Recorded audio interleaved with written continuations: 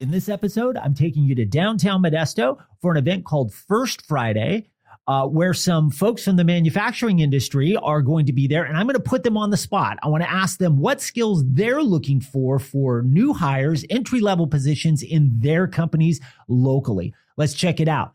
This is Ready for Work. Cue the music.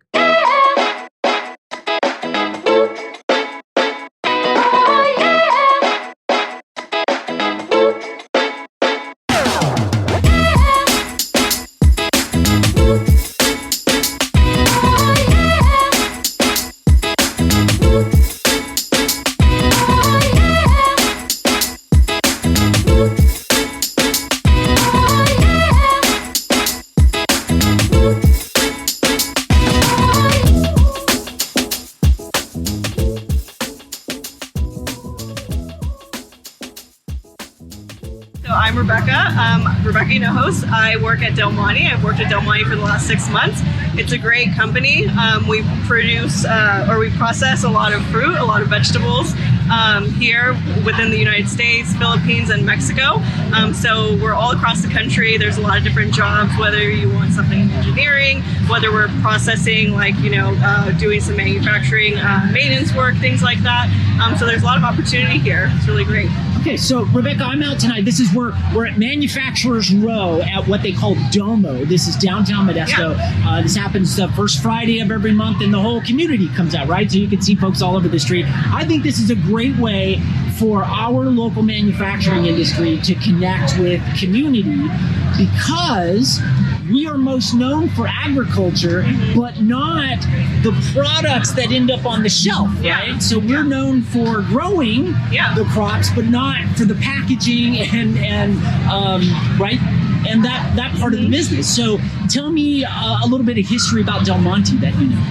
Yeah, so I think with Del Monte, it started as like a group of growers, and people in the industry and ag come together and they say, hey, we have this really great produce, and we really want to really try to see where we can sell it in stores, right?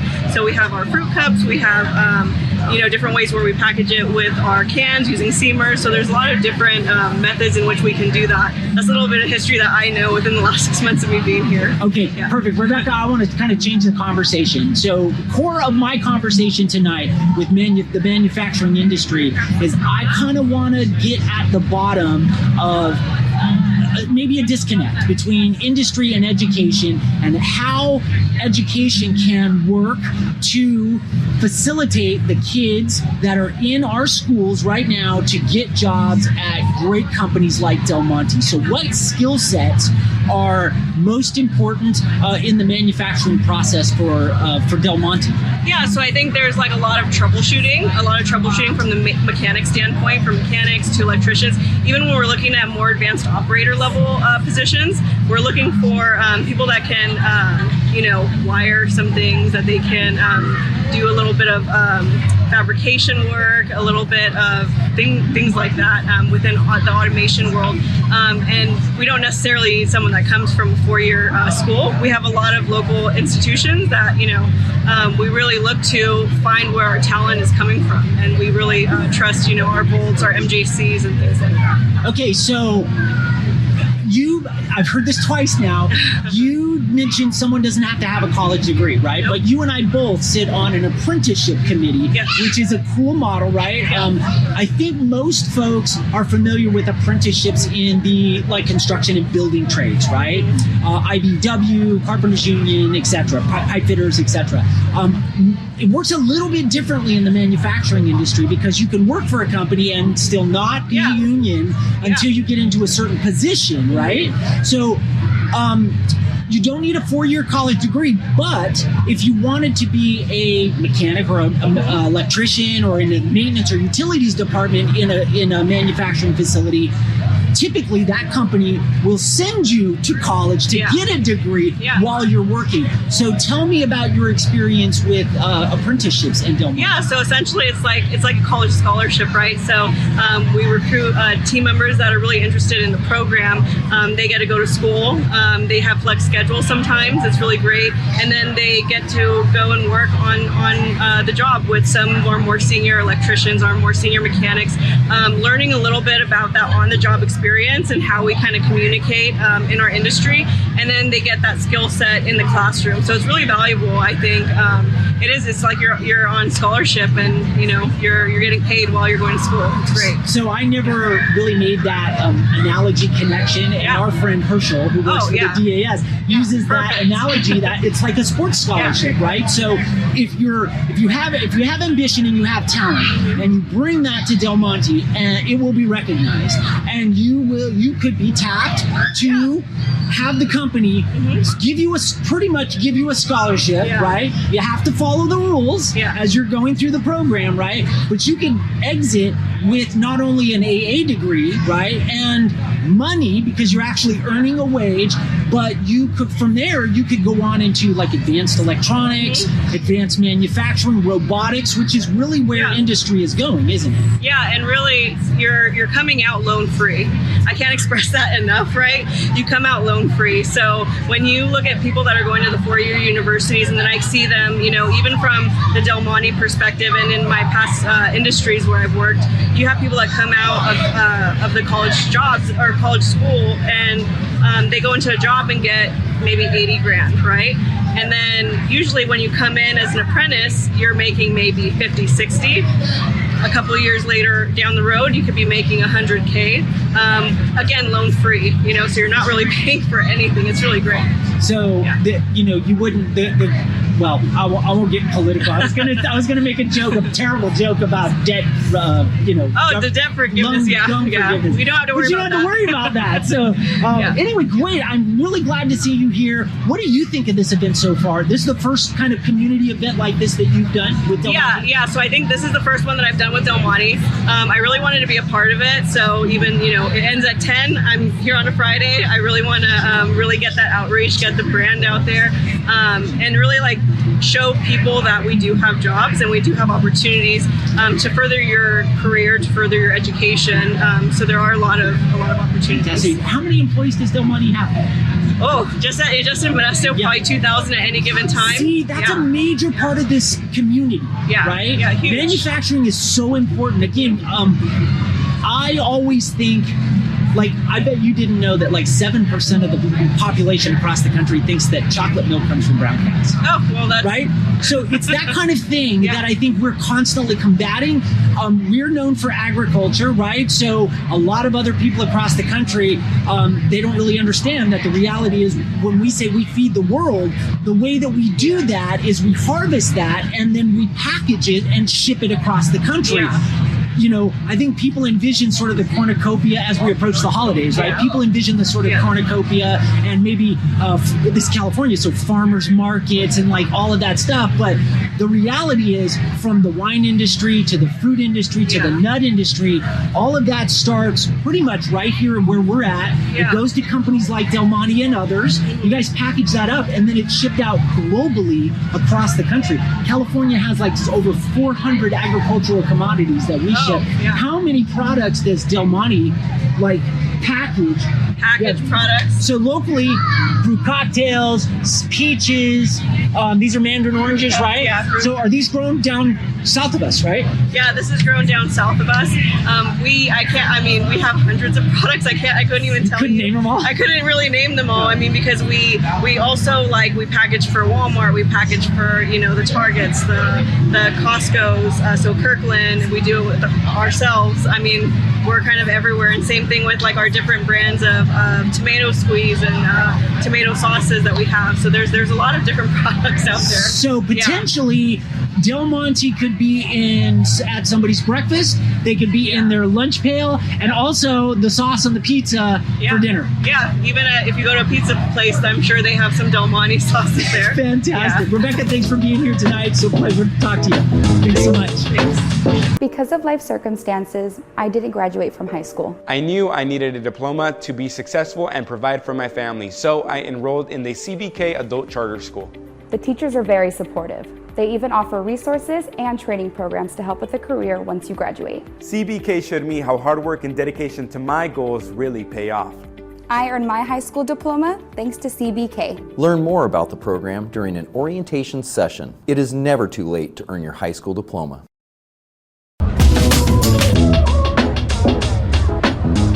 Hi, my is Corey Gerson. I'm representing Fastenal Manufacturing tonight. I'm the operations manager for Fastenal's manufacturing division here in Modesto. Perfect. And you? My name's Liz Rivera. I'm an HR coordinator for Fastenal. Okay, perfect. So, Corey, you and I sat in an apprenticeship meeting this morning, right, where we talked, part of that agenda was talking about like connecting with high school folks and bringing them into apprenticeships. You guys work on an apprenticeship model. So I'm out here tonight trying to kind of collect the voice of industry. What is it that you are looking for? We hear this all the time. What are the skill sets that are required by Fastenal to work at Fastenal? Sure. Well, we obviously prefer people with, an industrial drive, mechanical aptitude. If you're good with math, if you like tinkering with nuts and bolts, you make a good candidate for the machining program. Not everybody has to have experience. If we employ and bring in entry-level students, oftentimes out of the junior colleges. We kind of put them into our apprenticeship program where they can develop their skills and get education while doing so. Okay, so I skipped a big step here. What does Fastenal do? I skipped that whole part, right? So multi things. I work in the manufacturing department, which we have 9 manufacturing locations within Fastenal.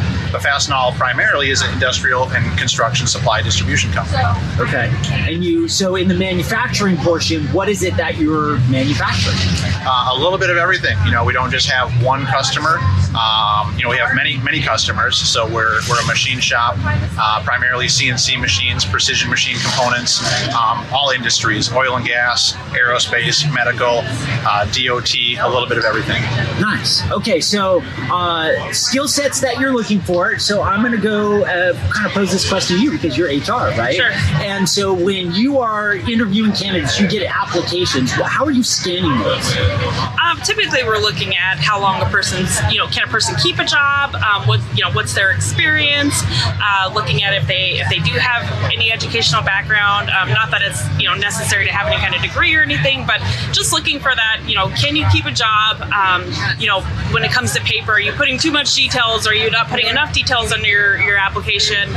So we're just going through and looking for, is this the ideal candidate that's going to fit our culture and fit what we're looking for as an organization? Okay, so you said they don't require a degree, right? Apprentices don't require a degree, right, to work in that. You typically go right into the workforce, and the way that apprenticeship works is you're getting on-the-job training while the company, which is the committee that we sat on this morning, the company is actually sending you to a local, in this case, a local community college, where they are training you for that skill. So when you say you don't necessarily need a degree, if somebody is ambitious and they want to go on, Fastenal will provide that.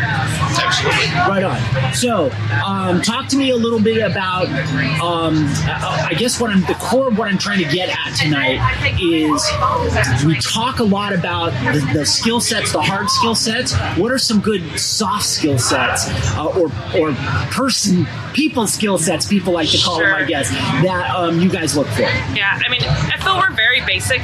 We want to make sure, one, that you're going to show up. You're going to be consistent with being there. That's a big deal, right? You have to be there to hit production numbers, to hit production needs, to ensure that we can, hit our daily goals and whatnot. So showing up, doing production, and being consistent, making sure you're working clean and organized, and just having a good attitude, being able to get along with people within your area and your department, and being that kind of that support system. Everybody kind of helps each other to hit goals. So yeah, pretty basic stuff. Show up, do the work, be on time, be nice to each other, right? Yeah. And then on the hard skill sets, I think I heard you say time management was important. And what was the other big one that I just missed? Just communicating and being, time management and working together. I feel it's all pretty basic. And then when it comes to manufacturing is kind of where he looks more for like what's your experience within manufacturing and what are those things that you picked up within the field. So excellent. So Corey, I'm going to go to you. What are some ways, like in your opinion, what are some ways that the manufacturing industry can work better with education in terms of advising? What can we do to better facilitate that communication that we were just talking about for our industry?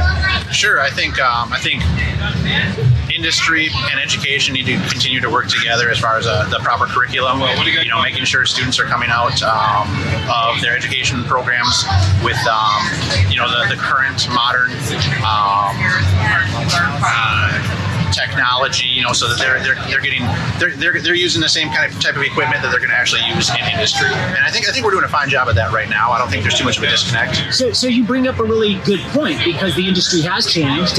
We have a number of industry folks here. I'm going to talk to several of them. Automation group is across the way here. Industry's changing to automation. You guys use a lot of CNC machines nowadays, right. Whereas in the past, a machinist would just be mill, lathe, and it's very manual work, right? So how has that skill set changed, and how should education, like at the high school level, how should we be making adjustments to training programs? Yeah, no, great point. And we're seeing some of that. We're seeing some of that introductions into the automation, the computerized numerical control equipment. We're seeing some of that at the high school level now, and that's a great first step before they enter the junior college. And Modesto Junior College, for example, has done a great job of moving with industry and not so much just being a machining program anymore as a machine technology program. So there's programming, there's Mastercam, there's 5-axis machining, there's some 3D printing going on. So we're really kind of moving together with the advancements. Okay, so I guess kind of a personal curiosity question. In practicality, how are you guys using 3D printing in your part of the manufacturing? Are you prototyping like tool dies and things like that? Is that how you're utilizing that professionally in the industry? Yeah, so we're just getting into the 3D printing right now. We're using it for some pretty basic stuff, some work holding stuff, some fixtures to hold onto some other parts is kind of where we're at with that right now. Okay, so some like bracing and things like that, so you maybe don't damage bits or things like that. Yeah, so each piece needs to be held. After you manufacture one of these weird shaped work pieces, it needs to be held for inspection sometimes. So oftentimes you need to make a part with that same shape that can hold that part, and that's what we're doing with 3D printing. Okay, so how do you envision maybe that changing? Like there's some new filaments that they're using that are like carbons, and the additive process I think is really interesting, as opposed to traditionally it's a you remove the metal. Yeah, right. Material. Yeah, conventionally a lot of stuff in manufacturing is subtractive, where we remove material and what you're left with is the finished product, and moving towards where it's additive machining, which is 3D printing, where you're using maybe it's fiber metal or powder metal, and you're producing a part. So So I guess where I'm going, and my curiosity stems from, I mostly work with K-12 folks, but I don't really get down to like the junior high or elementary school level. Sometimes I do, right? But like I know kids at junior high that are taking 3D printing, right? And I think that that's a really fantastic career path because it keeps them interested. But I'm having a really tough time on the education piece, like connecting that to manufacturing and what you guys do. And so I'm trying to give hope to that generation that the sort of what may feel like a toy with new technology right now is actually a professional machine being used in industry, and you can make a career out of, I don't know, printing little stuff in your bedroom right now.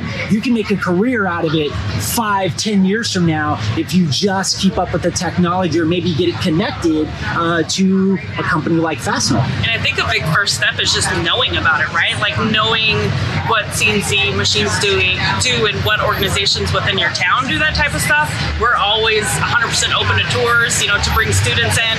We worked a lot with Series High, bringing in their high schoolers to just kind of see what we do at our facility.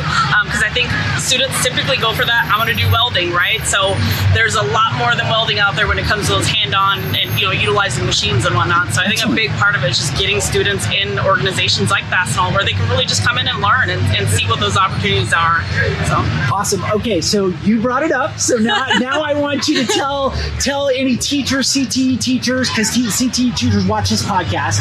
So I want you to tell them how they can connect with you and maybe do industry tours for their kids. Sure. Yeah. So our distribution center and manufacturing location is at 4025 Finch Road here in Modesto, and you can contact us 209-548-5001 and ask for Liz or ask for Corey, and we can get you scheduled for a tour. And we've held large tours up to having like 40 students, or we've done smaller tours where it's just one or two, or maybe it's just a class at a time. We're very flexible. We're very open to building a tour for the class size and getting students in. So Thanks, guys. I appreciate your time.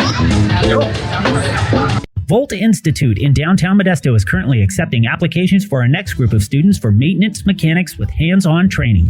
Jobs in the industrial maintenance field are expected to increase by 15% in Stanislaus County by 2024. Careers in this field are high-paying, in demand, and have career growth potential. Volt Institute is a nonprofit training center ran in partnership with Stanislaus County Office of Education and Opportunity Stanislaus. If you're looking for a better career, Volt can help. Get more information or enroll now at voltinstitute.com.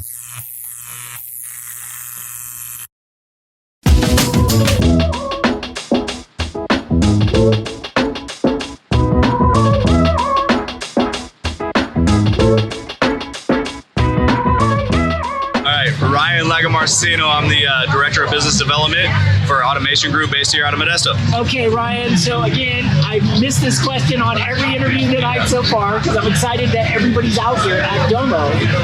What does Automation Group do? So we specialize in controls and automation for food and beverage, pharmaceutical, entertainment, all throughout the West Coast and the rest of the country, honestly, yeah. Wow, that's a lot to unpack. Where we're at, we mostly food production. Absolutely. Right? So when you're talking about automation in food production, and tonight I've already talked to Del Monte, Blue Diamond, Stanislaus Foods. Yep. We talked a little bit about the skill set that's needed to get jobs in those manufacturing facilities. Right. Automation Group is kind of on the next level. Right. Right? When it comes to like working on equipment. So absolutely. What skill sets do you need to work at a company like Automation Group? So technical aptitude, obviously, right, as you talked about, I think. So what does that mean, technical aptitude? So, I don't know. Let me think about that. Technical aptitude, yeah, critical thinking, a proclivity for technology, right? So computer, think about computer stuff. Our industry's moving towards software, so software engineering, right? So if you think about Silicon Valley, that's a lot of software engineering. It's starting to spill over more into automation as the industrial Internet of Things, as they like to call it now, that's a buzzword. As that becomes more prominent with companies like Del Monte and Blue Diamond, who we're supporting on a daily basis, as that becomes more prominent, that Silicon Valley type technology is starting to drip more into ours. So Silicon Valley technology. Yeah. Really what we're talking about is things like robotics and optical sorters that are used at like Blue Diamond Almonds to change things. To a certain extent. Equipment, palletizing equipment, those types of things, right? Right. More and even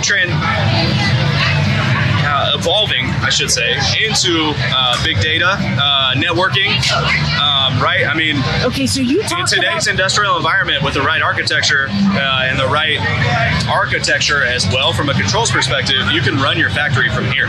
Okay, so this is the Internet of Things, is what industrial Internet of Things. Industrial Internet of Things, and this is called lights out manufacturing, right?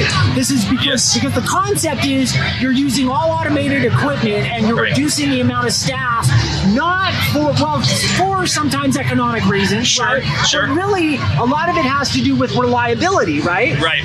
Okay.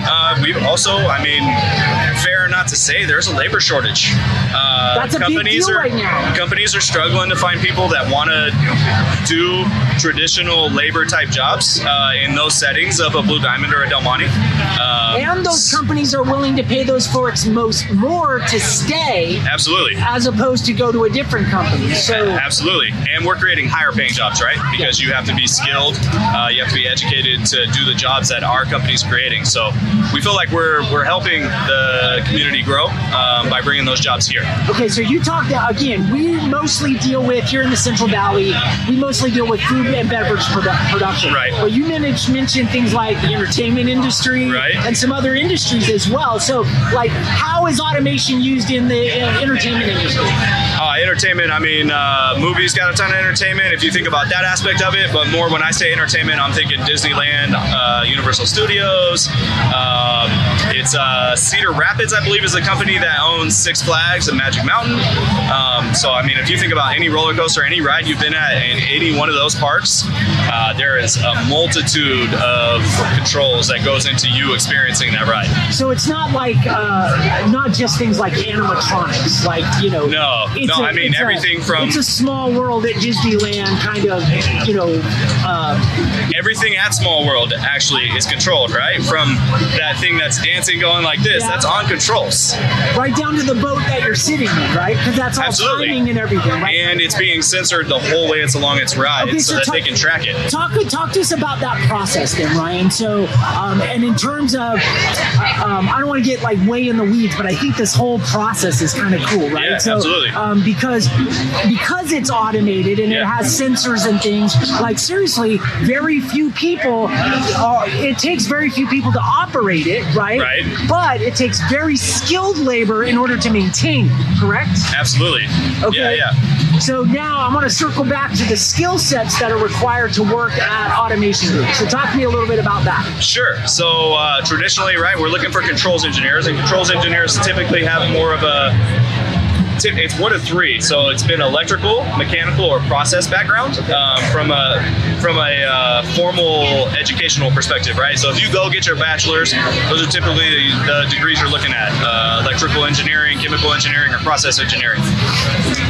It has, as I mentioned earlier, evolved to software engineering is now a major part of our industry, to the point where for a long time we had just controls engineers. Those were the engineers that we had. And I got to give respect to our service engineers, highly skilled people, tons of experience. They can go fix anything at any time. Our controls engineers are the ones that are executing projects on a regular basis. Now we're hiring software engineers because a lot of the projects we're delivering are taking that infrastructure that's been installed from a controls perspective, and now we're pulling information out of that and helping the C-suite and the managerial teams make decisions based on how that equipment is running. Right, so it's OEE is what it's called in our industry. So OEE, what is overall equipment efficiency. Okay, so in that, if you're talking about equipment efficiency, you can pull data like for preventative maintenance, right.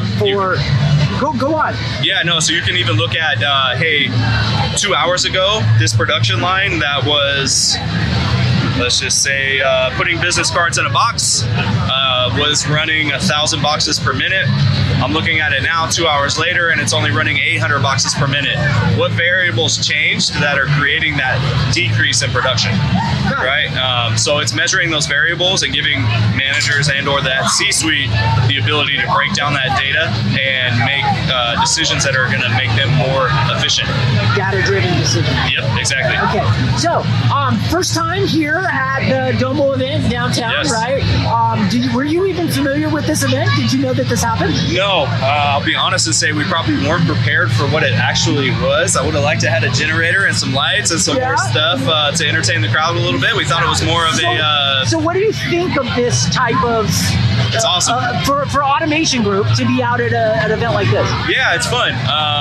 We'll definitely be more prepared next time around, but obviously we're Stanislaus homegrown, committed to this community. We take a lot of pride in partnering with companies that are built here in this community and growing this community. So something we want to invest in more. It's really cool to see all the people out. Nice. Yeah. Awesome. Thanks, sir. Absolutely. Thank you. Ready for Work is made possible with help from our premier podcast sponsor, Bay Valley Tech Code Academy. Bay Valley Tech offers free and low-cost coding programs for students seeking life-changing careers in software development. Bay Valley Tech focuses on teaching in-demand web development skills. Unlike other coding and technical schools, Bay Valley Tech leverages a unique community-based training strategy. Professional instructors help students in the Central Valley learn how to use online programming languages to accelerate their careers. Locations in Modesto and Stockton, and a free code academy as an online program, Bay Valley Tech is a great place to learn how to code, but it is an even more amazing place to build connections necessary to land a paid software internship or web development job. Learn more about this fast-growing code academy at bayvalleytech.com.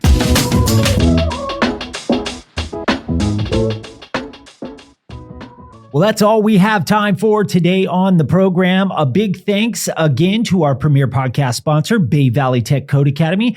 Don't forget to subscribe wherever you listen or watch your podcasts. Love, help bump that algorithm. It helps us out a lot. And more importantly, share this content with others. So subscribe. You don't want to miss the next episode. And a big thanks to our partners in the region, Stanislaus, Tuolumne, Calaveras, San Joaquin, and Merced counties. My name is Kevin Fox. This is Ready for Work. Until next time, get to work.